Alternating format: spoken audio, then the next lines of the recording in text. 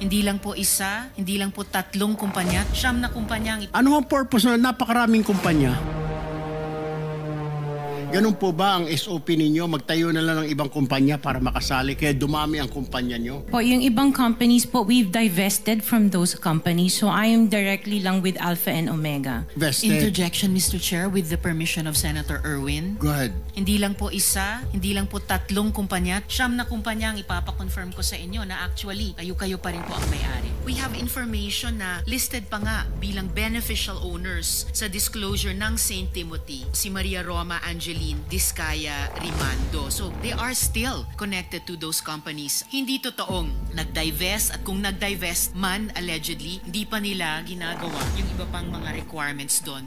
491 projects. This is just for the flood control, Your Honor. I joined the bidding. This is in 2022. I only got 71 projects from the 491 na sinalinan ko po. For St. Timothy Construction po, we have 145 projects. Gusto kong makapag-flash ng screenshot po nung siyam na calling cards, nung siyam na kumpanyang iyon. Calling card po ni Mr. Curly Discaya na asawa po ni Ms. Discaya. Mag-asawa po, dapat alam po nila in greater detail itong mga kumpanyang ito.